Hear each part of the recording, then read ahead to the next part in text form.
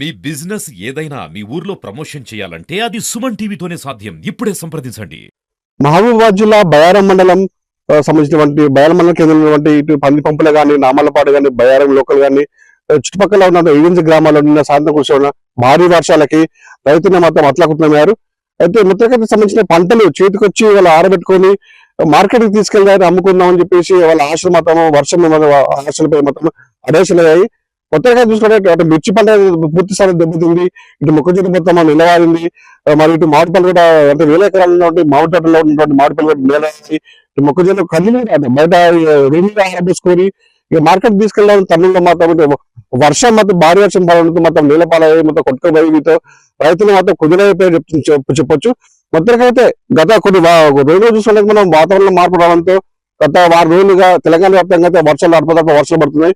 ఈ పరిస్థితుల్లో మొత్తం సంబంధించినటువంటి ఉన్నత అధికారులు కూడా అంటే రాబోయే రోజుల్లో కూడా వర్షం మొత్తం బీభత్సంగా పడుతుందని చెప్పేసి వాతావరణ శాఖ కూడా హెచ్చరించిన నేపథ్యంలో కూడా రైతులు అప్రమత్తంగా ఉండాలి. అందుబాటులో టార్పాలిన్లు కానీ సంబంధించినటువంటి బస్తాలు కానీ నిల్వ ఉంచుకోవాలి. ఎందుకంటే ఇప్పుడు వర్షం పడుతుందని వాళ్ళు అంటే సమయం చెప్పలేకపోతున్నాము కాబట్టి రైతులు అన్ని విధాలుగా వసతులు సమకూర్చుకొని చెప్తున్నారు.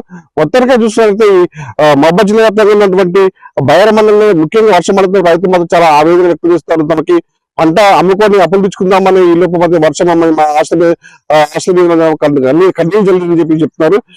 ఈ సందర్భంగా ఉన్నటువంటి మండలంలో ఉన్నటువంటి వ్యవసాయ అధికారులు కూడా సంబంధించినటువంటి పంట క్షేత్రాన్ని సందర్శించి కూడా నష్టపోయిన రైతులను అడిగి తెలుసుకొని మొత్తం విచారణ చేపడుతున్నారు. సంబంధించిన రైతులకి ఏ విధంగా పంట నష్టపోయిందో సంబంధించినటువంటి అధికారులకు నివేదించి పంట నష్టపరిహారం చెల్లిస్తామని చెప్పి వాళ్ళకి హామీ జరిగింది. మరోవైపు చూసినట్లయితే మరికొన్ని రోజుల్లో కూడా వాతావరణ శాఖ తెలుపుతుంది. మరికొన్ని రోజుల్లో కూడా అద్భుతంగా వర్షాలు పడతాయి.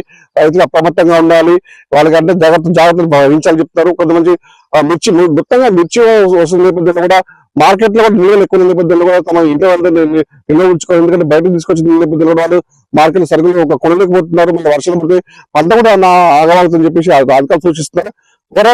మొత్తం వర్ష ప్రభావం వల్ల రైతులు మాత్రం సంబంధించినటువంటి ఆవేదన. ఎందుకంటే పంట చేతికి వచ్చిన నేపథ్యంలో అమ్ముకుందాని పోతే అడవులు లేకపోతే కూరగాయల నేపథ్యంలో ఈ వర్షాలు మళ్ళీ గతం నుంచి కూడా అంటే మొక్కలు మన నాటుకున్న నేపథ్యం నుంచి పంట పండించి అప్పసప్ప తీసుకొచ్చి అన్ని వసతులు కల్పించిన పంట రక్షించుకునే నేపథ్యంలో ఈ చివరిగా అమ్ముకునే దశలో అప్పులు తెచ్చుకుందాం దశ వర్షం మొత్తం మమ్మల్ని అత్యాకొండ చేసింది, ఆగం చేసింది చెప్పి ఆవేదన వ్యక్తిస్తారు.